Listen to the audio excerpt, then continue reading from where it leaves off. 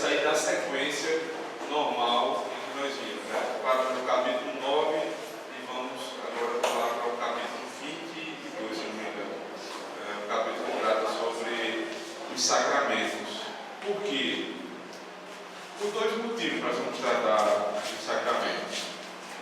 Primeiro motivo, a turma do batismo está terminando, já está nas últimas aulas, e essa é a última aula em termos de conteúdo, onde eu vou ter uma conversa com eles no final, e eles vão ser ouvidos pelo conselho também.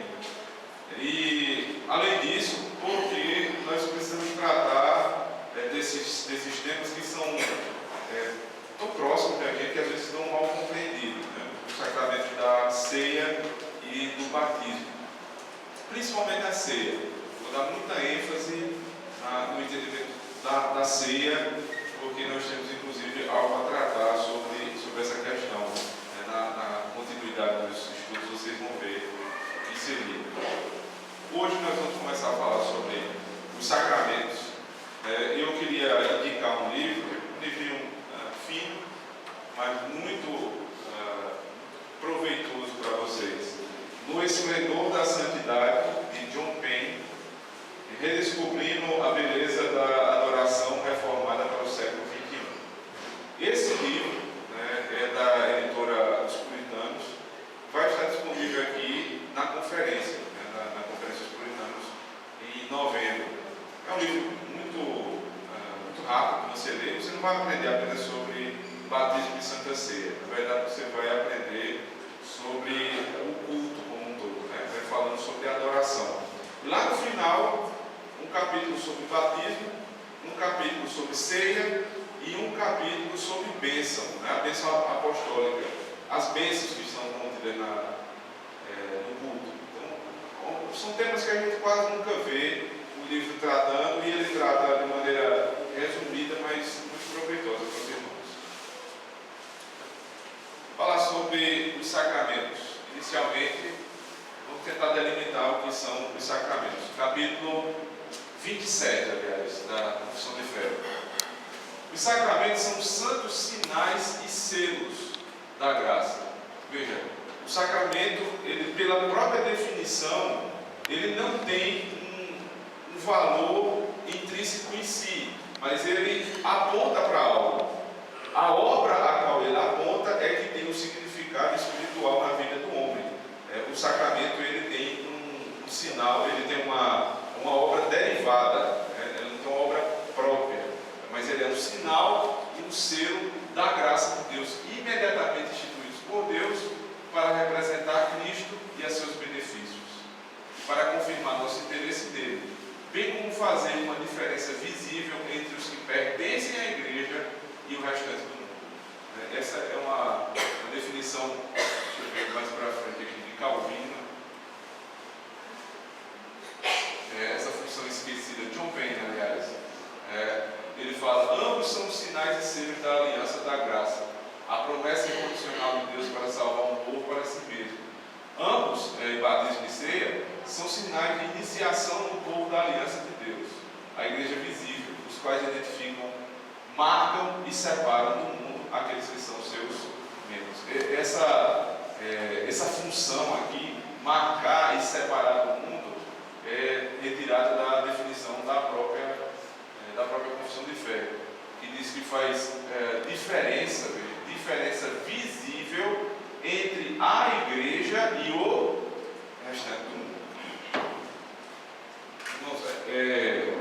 Essa função da ceia, né, ela tem um caráter, não só da ceia, mas do batismo também, que vem sendo perdido com o tempo. Existem algumas igrejas que têm dificuldade em separar, em fazer essa separação. Por exemplo, existem igrejas que dão ceia para todo mundo, não faz diferença alguma, e existem outras que tiraram a ceia do culto dominical. Na nossa cidade há uma igreja conhecida, né, uma igreja grande da cidade, que não tem a ceia no domingo, mas a ceia ela é feita na quinta-feira. E eu soube também que quando você não toma no domingo, você pode tomar, aliás, na quinta, você pode tomar no domingo depois do culto. Ou seja, você terminou o culto, você vai para uma sala para tomar ceia, pão e o vinho, sem ser elemento de culto. Por quê? Porque foi entendido que é muito constrangedor para o visitante não participar da ceia. É justamente para isso que a ceia existe. Primeiro, é para demonstrar um sinal e selo da nossa fé, né, o benefício de Deus apontando para Cristo, para o que Cristo fez. E nesse sinal e selo eu sou beneficiado, o crente é alimentado espiritualmente por esses elementos, tanto a água do batismo quanto o pão e o vinho da ceia. Mas não só isso.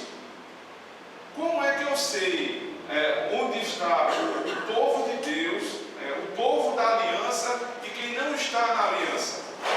Como é que eu consigo ver qual é o ponto visível dessa diferença? Alguém sabe dizer?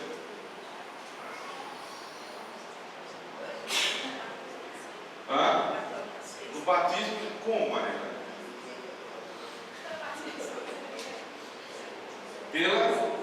Pela participação, ou seja, quem entrou na igreja visível por meio do batismo participa da ceia. Como é que eu sei quem é igreja e quem não é igreja? Porque é o seguinte, é difícil de você dizer que todo, é difícil não, é impossível de você delimitar quem é crente e quem não é crente. Verdade. O foro íntimo, né, não compete à igreja, não faz parte da jurisdição da igreja. Aquilo que está no seu coração eu não tenho como saber. Então a igreja só julga o que sai da sua boca ou aquilo que você faz. Como é que a igreja iria ter um sinal que alguém crê? Por meio da profissão de fé, da pública profissão de fé. Batismo, profissão de fé e, consequentemente, participação na ceia do Senhor. É isso que diferencia o mundo da igreja. Agora, eu não posso concluir que todos os que tomam a ceia, todos que foram batizados, são salvos. Alguém sabe dizer por quê? Ou alguém discorda?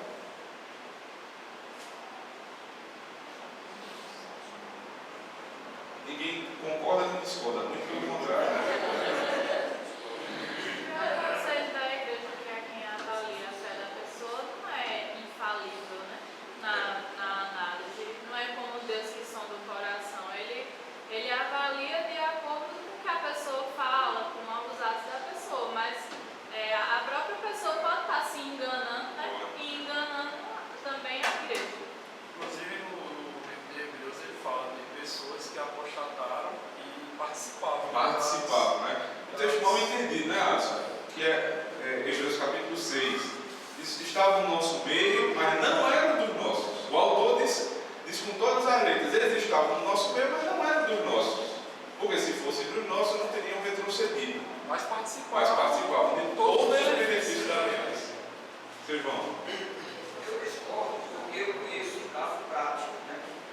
Nós éramos uma igreja onde tinha um irmão que dizia tanto glória a Deus, aleluia, e era ambicado com uma mulher, que a gente não sabia. Então você não discorda não, você concorda comigo. Eu discordo de que todos que tomam ceia são da igreja fiel a Deus. Mas alguém disse isso aqui? Hein? Alguém disse isso? É porque você está concordando com o que a gente conhece. Não, você está concordando com a gente. Eu estou discordando como ia sair desse fato que todos que estão na igreja sejam salvos. Sim. Todos que estão na igreja com o mundo, mas não são de Deus. Exato. Se eu não me fiz claro, eu quero fazer agora para o senhor. Eu também concordo com o senhor. Eu não estou voltando atrás, não. Eu já pensava isso. Nem todos que tomam ceia são da igreja. A minha pergunta foi essa, né? Se alguém discorda disso. Porque realmente é o que a Bíblia ensina. Oi, Luciano. Agora sim, em casos que são públicos, a disciplina existe para purificar a igreja disso aí. Exato. Só que eu ainda vou discordar do senhor, professor João.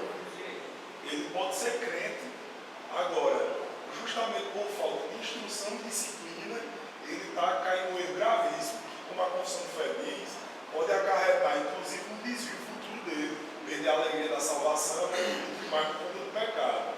Agora, a prática do pecado, ela não quer dizer que a pessoa não seja crente.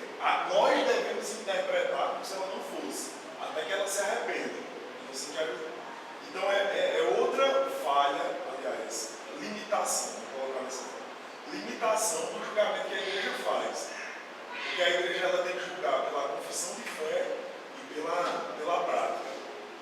Né? Mas isso não quer dizer que, de fato, aquela pessoa, por exemplo, Davi adulterou, né? E ficou obstinado, ficou no erro até que Natan foi até ele. A gente precisa, no caso de Davi, que é um caso parecido, assim, semelhante com o que o senhor João disse, né? Davi foi pior do que esse que o senhor disse aí, esse indivíduo. Porque Davi não só adulterou, Davi fez o que mais?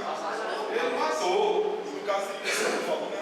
E outra coisa, além de matar, depois que ele matou, ele não se arrependeu, não. Ele continuou. Você imagina, Davi era um pastor da igreja. Existiam 3 classes de pastor no Antigo Testamento: sacerdotes, reis e profetas. Eram os 3 pastores do povo de Deus. Davi era o quê? Rei. Então ele era pastor do povo de Deus.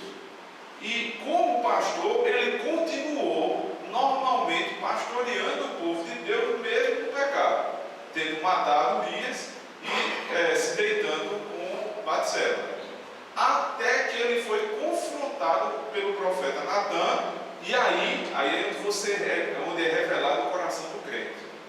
Não é por não pecar, porque aí nós estaremos falando de Cristo. Todos que tomam a ceia aqui, né, a partir desde que falo a vocês, a partir de mim, todos pecam a semana inteira. A diferença é que não se pode ter nenhum pecador obstinado em nosso meio. Para isso o Senhor deixou, para que seja purificada a igreja, o Senhor nos deixou a disciplina. Ela serve para isso. E não pode ter prazer no pecado. Eu vou lhe dizer com toda certeza, ninguém aqui não tem prazer no pecado. Se não tivesse prazer em pecado, não pecava. Se o senhor não tivesse prazer em pecar, o senhor não pecava. Mas alguém peca pela fraqueza e não ter o prazer. Mas uma coisa que é ruim, a gente não quer. Por exemplo, alguém tem prazer em morrer? Por isso que ninguém está todo mundo vivo aqui, né? Se você tivesse, já teria dado um trem na cabeça. Ninguém faz isso. Porque ninguém tem prazer. A não ser aquele que já chegou num desespero tão grande que perdeu o prazer na própria vida. Mas na vida o senhor tem prazer ainda. Por isso que o senhor não se mata. Aquilo que nos é prazeroso, isso nos atrai ao pecado. Agora, eu não devo me entregar a esse prazer. Esse prazer, ele é algo que é natural do meu velho homem. Mas eu não posso viver como um velho homem, eu preciso viver como nova criatura.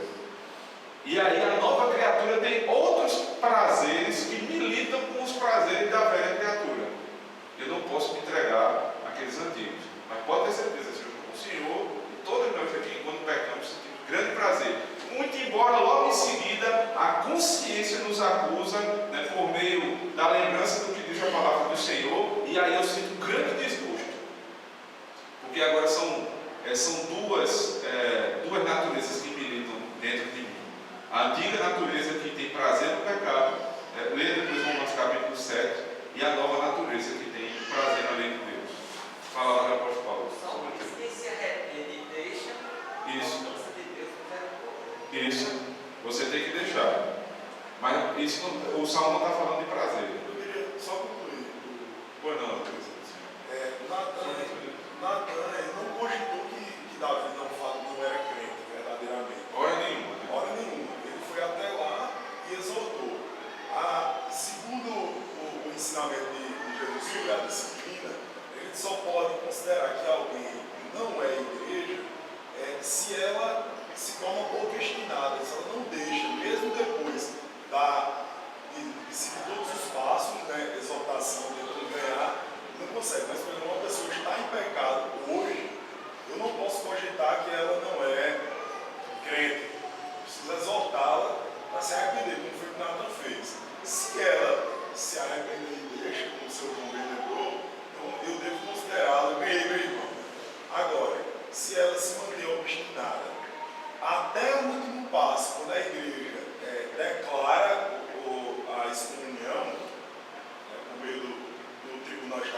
acontecido, aí sim eu posso dizer que não é. E para isso dava bastante tempo. Antes de passar para ele, parece que eu entendi se tem pedido a palavra antes. Mas pode passar. Era sobre a questão do prazer e tal. Porque eu acho assim, parece que são dois tipos de prazer distintos. Porque uma coisa é o prazer na coisa mesmo em si, que não é pecado em si. O prazer em si, vamos dizer assim, comer uma comida agradável, prazer sexual. O prazer em si não é a questão do uso que a gente faz, como a gente vai. Aí assim, como a gente usa a alimentação, como a gente usa a relação, assim, não alocada da forma que deveria. Aí seria, eu acho que o senhor não estava falando, seria já o prazer, não esse o prazer da coisa em si, mas o prazer nesse uso errado aí. Mas eu entendi. Eu entendi que a pergunta era nesse sentido. Pergunta não, a afirmação. Mas eu entendo isso, que mesmo na hora do pecado, você é consciente que está pecando, naquela hora você está tendo prazer. Muito embora, eu acho que vai muito mais para essa militância das duas naturezas do que para um desgosto. Quer dizer, você está fazendo aquilo ali obrigado, então já você não pode ser mais culpado, porque você fez por obrigação. Você não tinha prazer, você fez porque alguma coisa lhe obrigou a fazer. É diferente do que a Escritura ensina, que eu faço porque quero. Então, quando eu quero alguma coisa, eu vou lá e cometo o pecado. E eu faço porque o prazer que aquilo me dá é satisfatório ao meu coração, mesmo que seja temporariamente.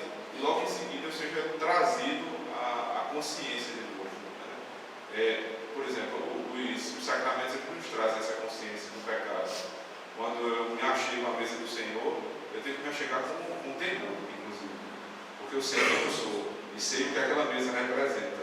Por isso que o primeiro passo para quem se chega a ser do Senhor é o que Paulo diz, né? Examine-se, pois, o homem é assim mesmo. Mas ele diz assim, examine-se e não deixe de comer. Ele diz, examine-se e coma o pão e beba do vinho.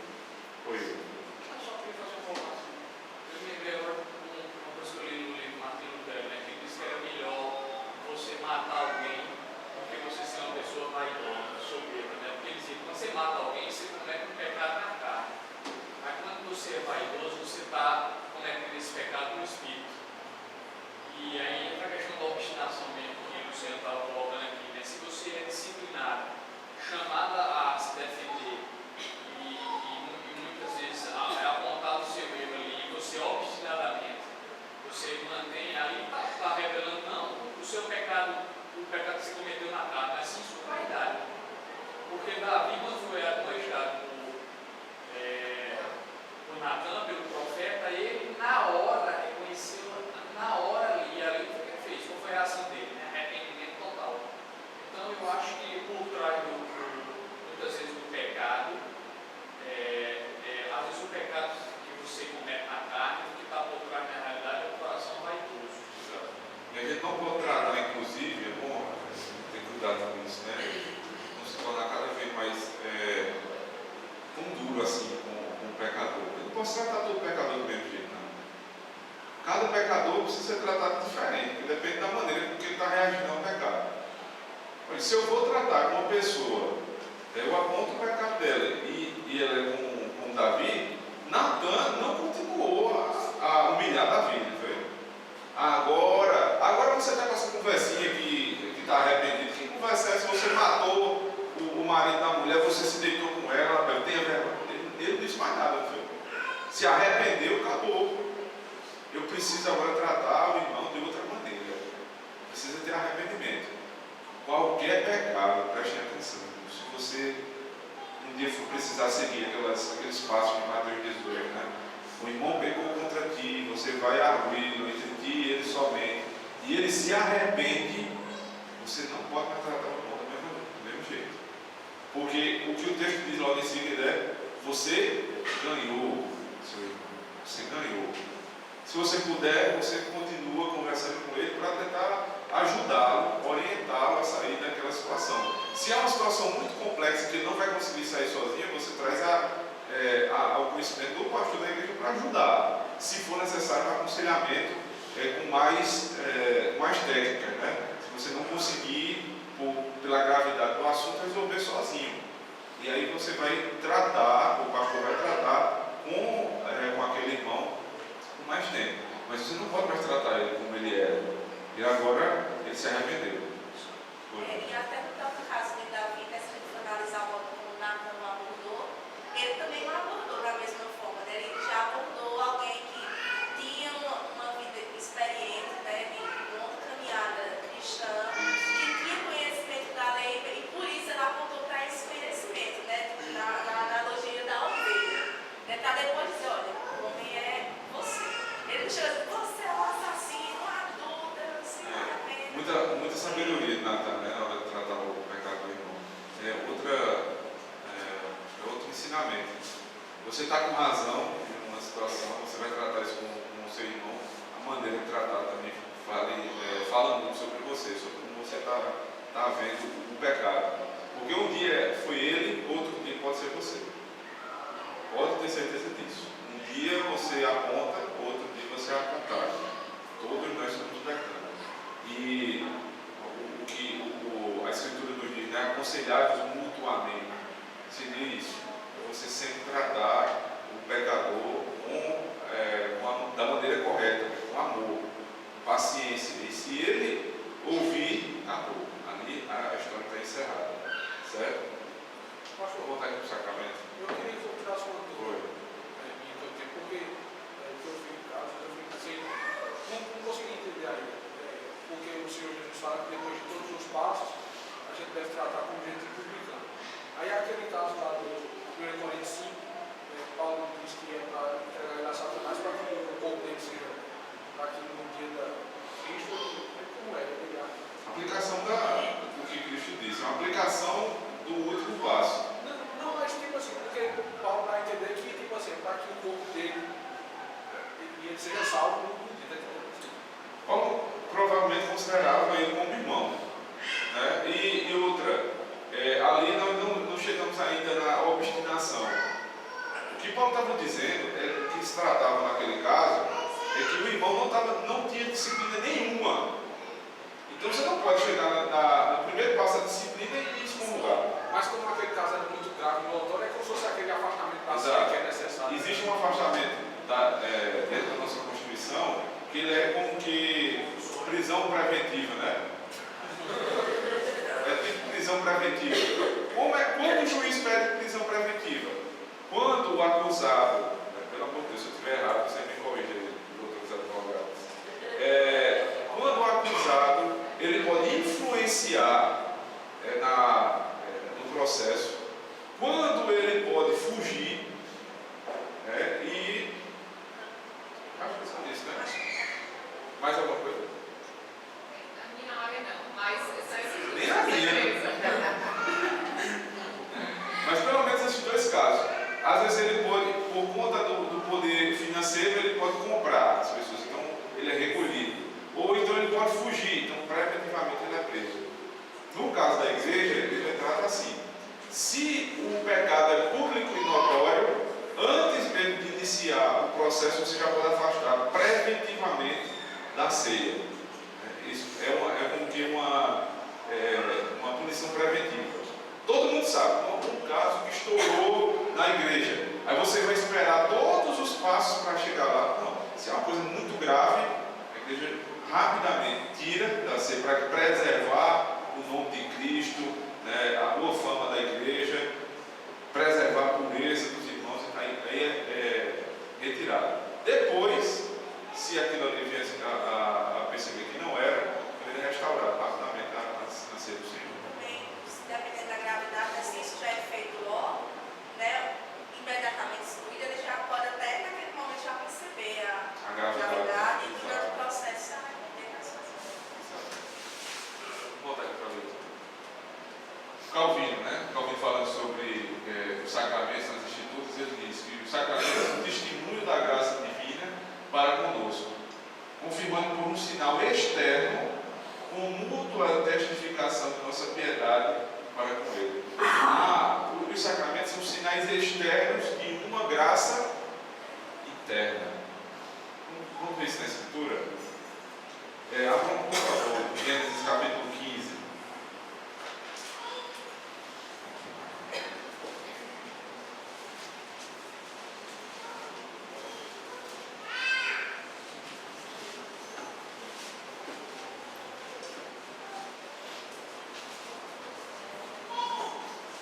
Gênesis 15. Alguém, por favor, lê do verso 1 ao verso 6.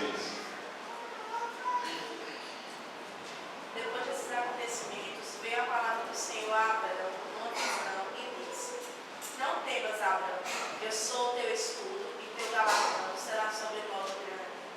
Respondeu Abraão: Senhor Deus, que me haverá de dar se continuo sem filhos e o herdeiro da minha casa da nascer de Eliezer?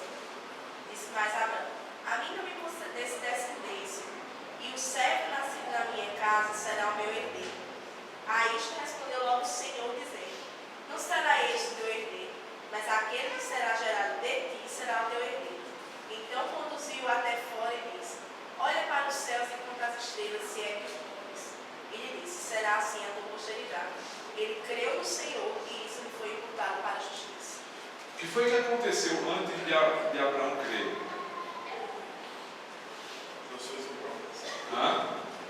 Uma promessa. Então ele não creu em qualquer coisa, ele não creu.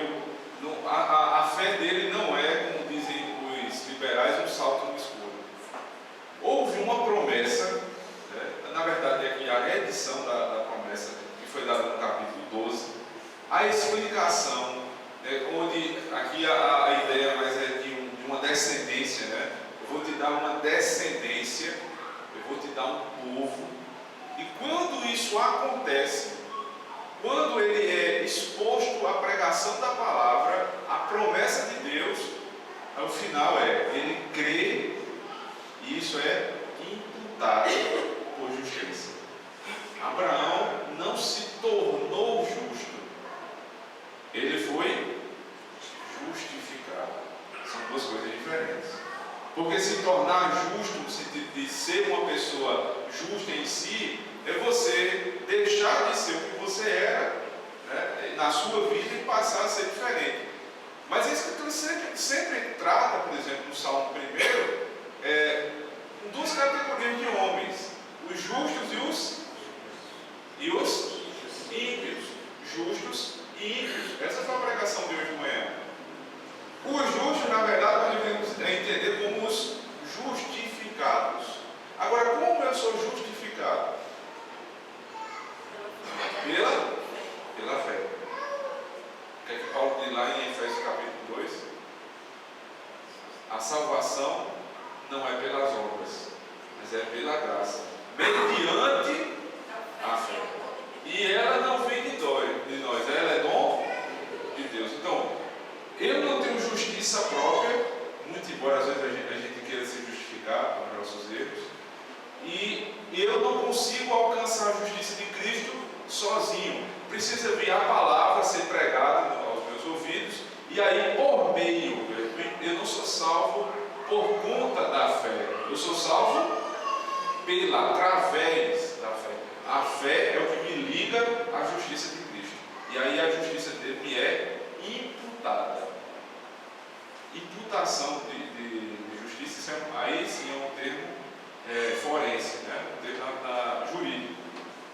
Você não tem aquela justiça. Alguém declarou justo.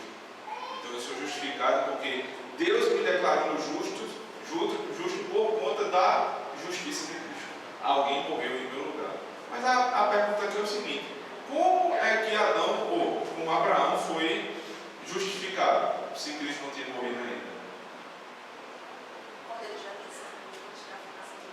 É boa a explicação, mas não está no texto. Na esperança do herdeiro.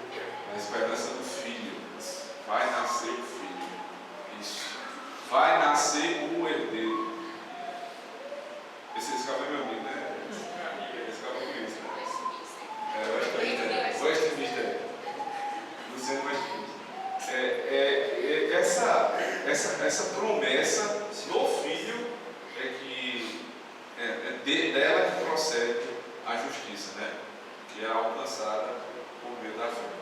Agora, aqui nós temos somente o sinal interno. Faltava um sinal externo. Gênesis capítulo 17. Eu vou usar Gênesis 17 semana que vem, antes da escola dominical, no culto, eu vou fazer a pregação. Já previ nesse texto, logicamente, mas faz muito tempo. Logo no começo da igreja, eu vou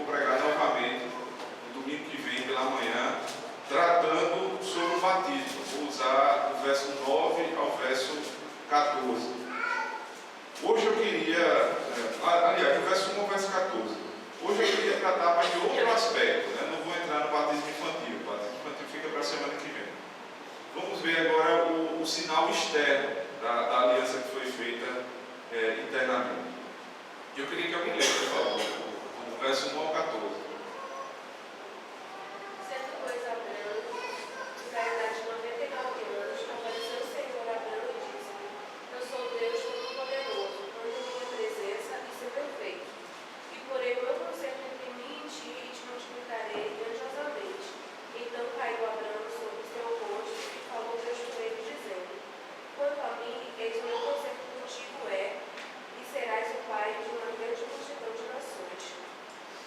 E não se chamará mais o teu nome Abraão, mas Abraão será o teu nome, porque for o pai da multidão de nações que tenho posto. E te farei frutificar grandissimamente, e de ti farei nações, e quem está grande de ti?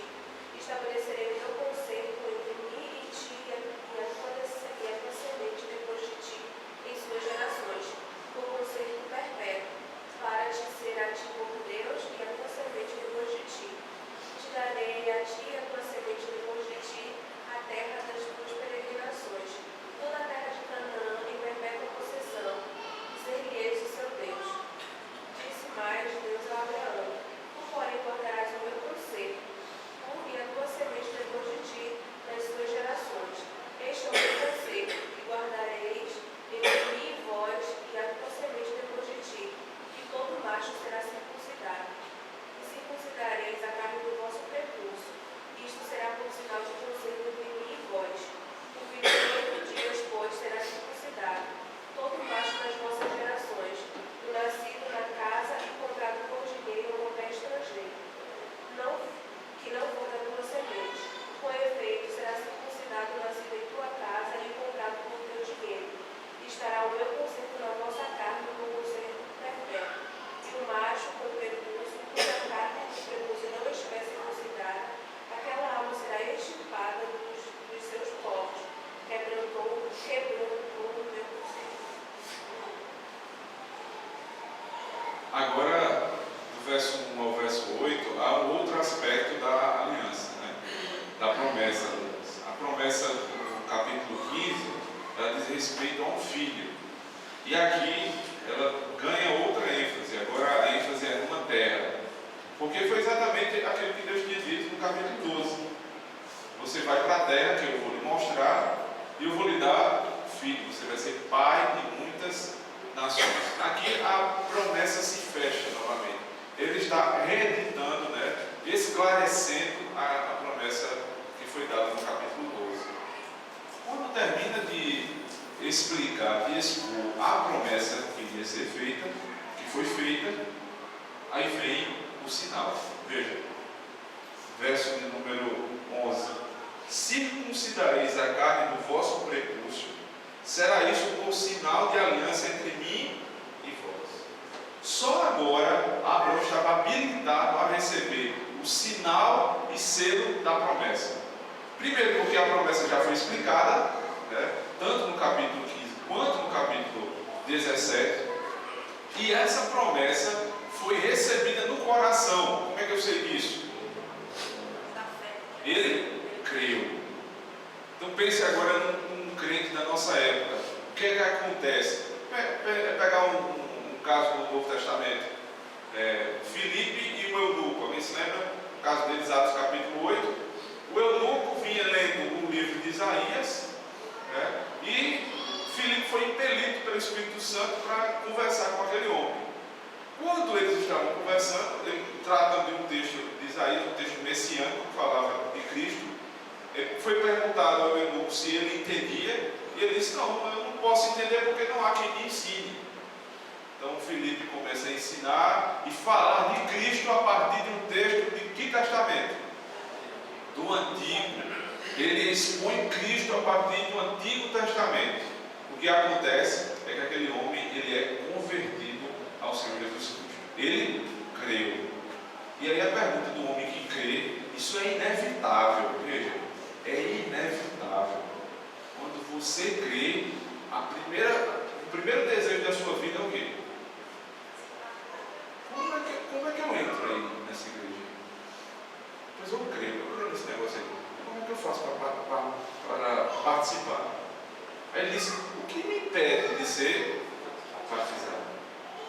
Pedro disse nada. Filipe disse nada. Então eles parando, Filipe vai e ministra o sacramento do batismo àquele homem que acabou de se converter. Mas aí você diz, e como é que Filipe soube, como é que ele avaliou com toda certeza que aquele homem era um crente? Como? Como é que o conselho avalia um crente hoje? Não sabe. Pelo que a pessoa diz. Pelo que diz, pelo que professa, pública profissão de fé. Alguém vem e diz, pastor, eu quero ser batizado, eu creio, então eu quero. Hoje nós temos, no passado tempo, a igreja ela tratou de dar uma explicação, aquela explicação que Felipe deu, hoje é dada com mais tempo. Né? Hoje nós já estamos, esse é o terceiro mês das aulas dos catecúmenos. Nós vamos, talvez, agora para setembro, quarto mês. Eles vão ser preparados durante esses 4 meses, com aulas semanais, como se fosse aquela exposição que Filipe deu. E aí, depois eles vão ao conselho e eles professam a fé, dizendo o mínimo da fé aos presbíteros e são batizados, ou fazem pública a profissão de fé. Aqueles que são transferidos de outras igrejas também são recebidos da mesma forma. Eles agora professam a mesma fé que já professavam, não vão ser rebatizados se vieram de uma igreja genuinamente cristã, mas vão fazer a profissão de fé segundo os ciclos de fé da nossa igreja, né? Porque existem diferenças. Você percebe que o sacramento ele é um sinal e selo de algo que aconteceu primeiro aonde? No meu coração. Primeiro é interno. Quando eu vejo alguém sendo batizado, eu estou dizendo, ali ele está se comprometendo com a igreja de Cristo, sendo selado, né, com a aliança do Senhor, para adentrar no povo da aliança. Esse é o sinal visível.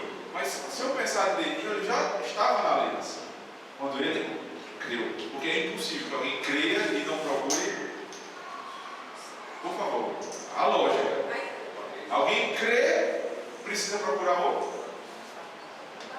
Vou explicar tudo. Quem crê, procura o batismo. Isso é inevitável. Certo? Vamos voltar para cá, vamos tentar esclarecer o que é um sacramento. A palavra ordenança, né, a mesma de sacramento, não está na Bíblia. Ela foi usada muitos anos depois da morte de Cristo por um grande teólogo considerado um dos pais da igreja, Tertuliano. Tertuliano, ele viveu ali entre os anos de 160 e 220 depois de Cristo. Ele foi quem primeiro usou esse nome, ordenança ou sacramento. E sacramento tem a ver com um juramento militar. Alguém aqui já foi militar? Ninguém serviu o exército? Nossa nação está desse jeito, né? Senhor João, salva a pátria aí, senhor. O senhor serviu o exército? O senhor fez um sacramento lá? Jurou que iria defender a pátria?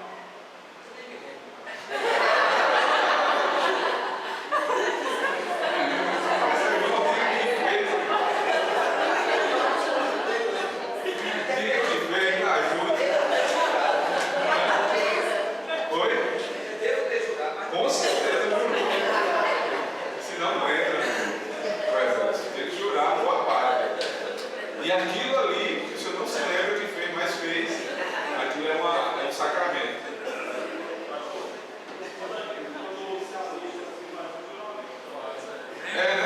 Então nem eu me lembro, porque eu me alistei. Jura a bandeira. Jura a bandeira, né? A nossa nação é uma graça, né? Nada, Falar um pouco sobre as partes do sacramento. Inevitavelmente, as partes do sacramento são duas. Veja a pergunta do Catecismo Maior, pergunta 163. As partes de um sacramento são duas. Uma é o sinal externo e visível, usado segundo a própria determinação de Cristo. A outra é uma graça interior e espiritual, significada pelo sinal. Uma graça interior e espiritual, que ela é significada, ela é apontada pelo sinal visível. Então, como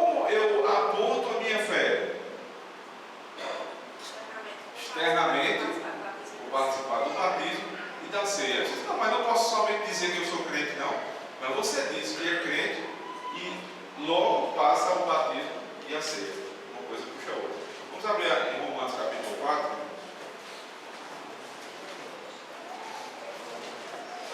Romanos 4.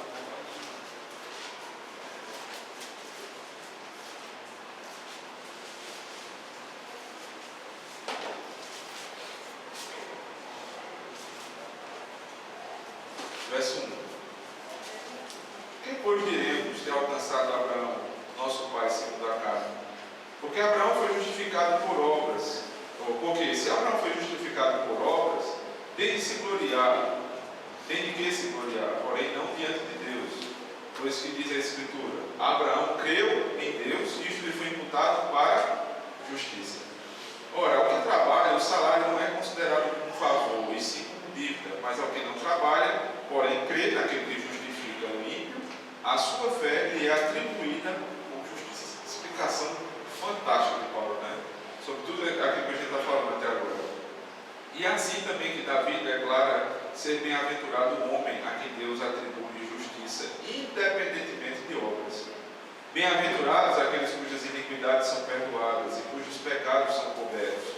Bem-aventurado o homem a quem o Senhor jamais imputará pecado. Vem, pois, esta bem-aventurança exclusivamente sobre os circuncisos ou também sobre os incircuncisos? Visto que dizemos, a fé foi imputada a Abraão para a justiça. Como, pois, lhe foi atribuída? Estando ele já circuncidado ou ainda incircunciso? Não no regime da circuncisão, e se dá, se quando incircunciso. Deixa eu parar aqui para a gente tratar desse assunto. O que Paulo está dizendo aqui é o seguinte: não é que ele está tratando do batismo, ele está tratando aqui da circuncisão. Ele fala primeiro sobre a obra de justificação. E aí ele diz: a obra de justificação, ela é realizada não dependendo do sinal, que era a circuncisão. Não é o sinal externo que me regenera, que me justifica. O que me justifica é a fé. Abraão creu e isto lhe foi imputado por justiça. E então ele recebe o sinal. Então não é por conta do sinal que alguém vem a crer e alguém vem a ser salvo. Trazendo isso para o Novo Testamento, preste atenção, irmãos, que vão entrar na igreja por meio do batismo. Vocês já creem no Senhor. Vocês já creem. Então vocês já estão justificados diante de Deus.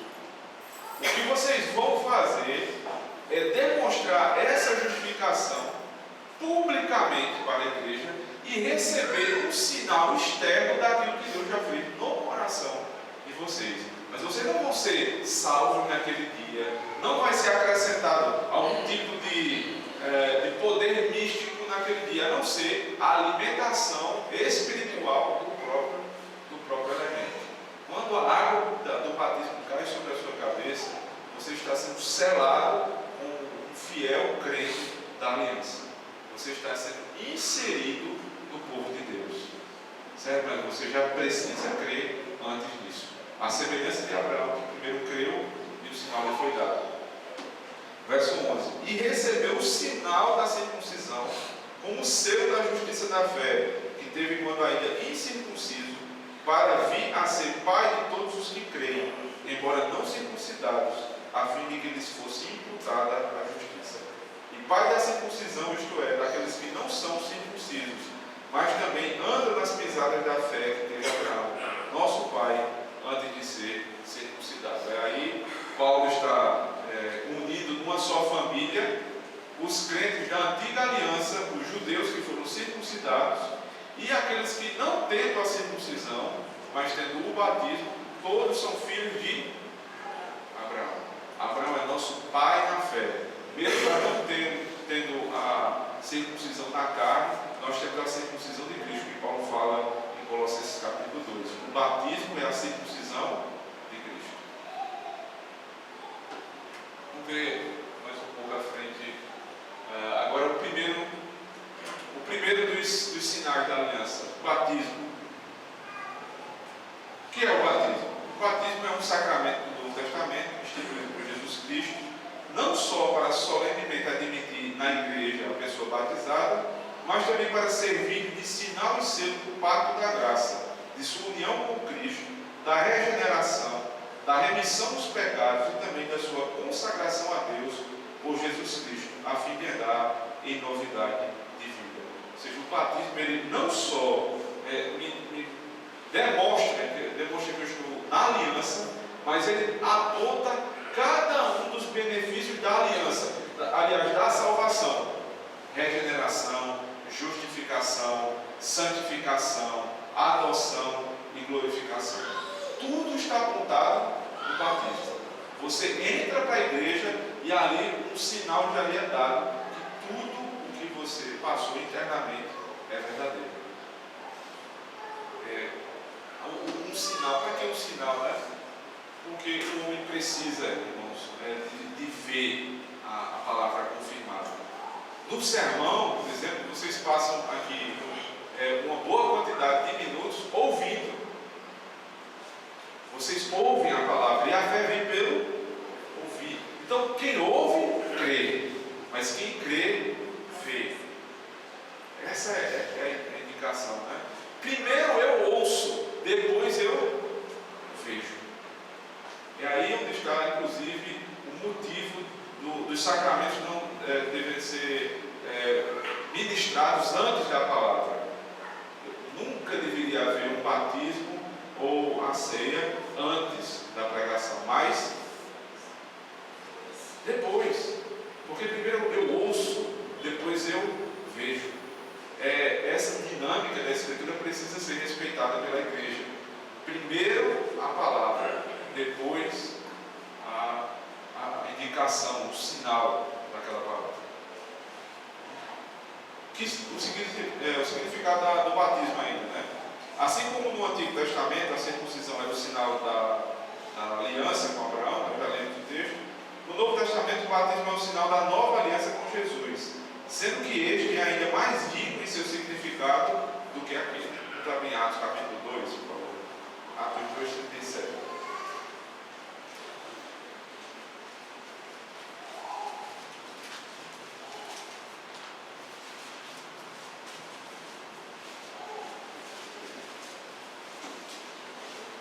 Aqui o final do sermão de Pedro, né? Atos 2, capítulo, verso 37.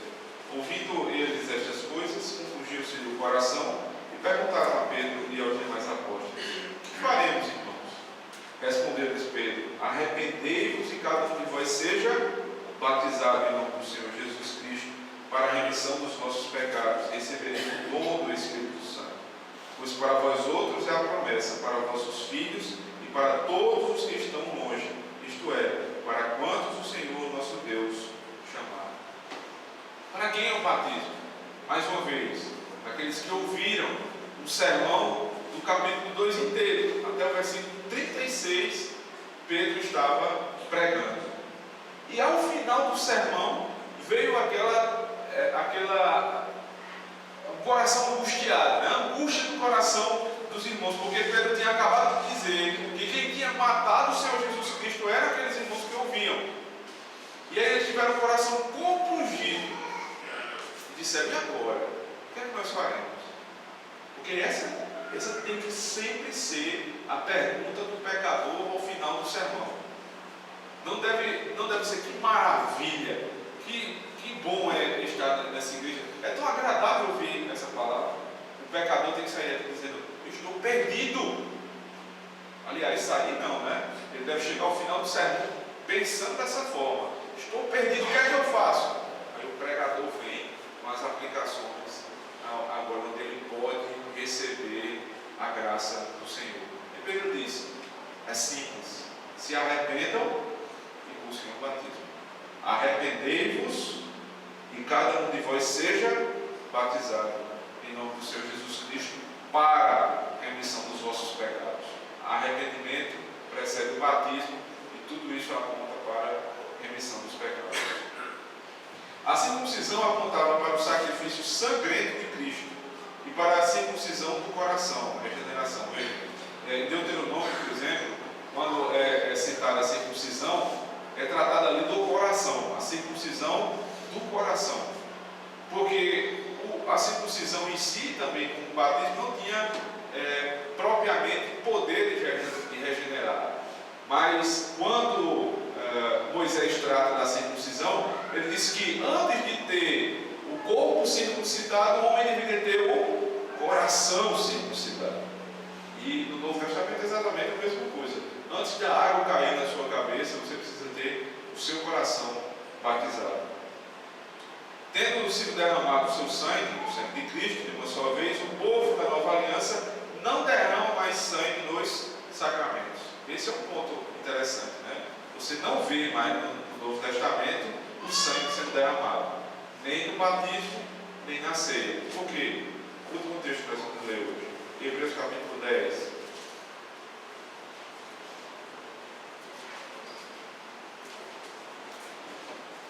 Hebreus 10, a partir do verso 11.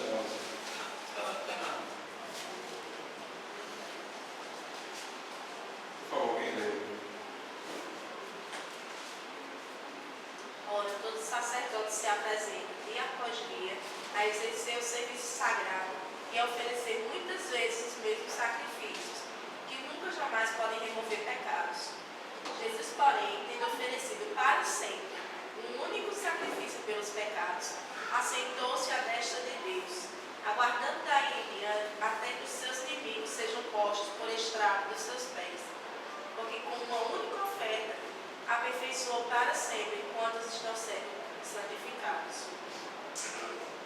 Com uma única oferta, aperfeiçoou a todos. Para sempre. Né? Para sempre. Para sempre. O autor aos Hebreus ele é muito detalhista quando ele trata da obra do Cristo, né? Dizendo, antes não era assim. Antes os sacrifícios precisavam ser repetidos. Porque os sacrifícios eles não tinham em si o caráter regenerador. Eles apontavam para a regeneração que Cristo viria trazer. Mas quando vem a plenitude, quando vem a luz, a sombra se esvai. Você pensa uma sombra ao seu lado quando a luz está aqui. Então aqui tem sombra. A sombra ela é com que o seu perfil, não é isso? A sombra ela não lhe deforma, mas ela traz exatamente o que ela aponta para aquilo que você é. Só que se eu colocar uma luz desse lado, a sombra ela se dissipa e você me vê. Eu deixo de olhar para a sombra e passo a ver o todo, o perfeito. Se eu tenho Cristo, por que eu vou voltar para a sombra? Se eu vejo o perfeito, por que eu tenho que voltar para os sinais da antiga aliança? Não há necessidade. E também não há necessidade de repetição, porque foi de uma vez por todas. Certo? Só para a gente encerrar, a questão da... Duas questões que eu quero tratar ainda. A união entre Cristo e a igreja por meio do batismo. 12 e 5, está complicado, né? Acho melhor aí deixar para a semana que vem. Semana que vem eu vou terminar essa parte e vou entrar em batismo infantil, certo? Então eu queria convidar o presbítero Luciano para fazer uma oração. E logo em seguida os irmãos estão despedidos até o final da tarde. Hoje à noite nós vamos tratar aqui, ficando de pé, nós vamos orar. No final da tarde, no início da noite, nós vamos estar aqui de novo. Vou tratar com vocês sobre o texto de Mateus capítulo 6, 19 a 21, os tesouros da terra e os tesouros do céu. É onde está o nosso coração. Oremos. Oremos, irmãos. Senhor Deus e Pai, nós estamos gratos a Ti, Senhor, por venha de hoje. E congregados podemos louvar e escutar a Tua voz. Obrigado, Senhor, pela comunhão que temos em Ti e que temos contigo. Nós te pedimos, Senhor, que tudo que foi falado, Deus, da Tua parte no dia de hoje, essa manhã, possa ser guardado nos nossos corações pela obra do Teu Espírito, para que nós possamos viver em conformidade com a Tua lei, para que sejamos bem-aventurados. Nos leva, ó Deus, aos nossos lares, nos faz lembrar, Senhor, do que podemos e do que não podemos fazer hoje, para que nós possamos, ó Deus, desfrutar das bênçãos espirituais que o Senhor tem reservado para nós nesse dia. Logo mais à tarde,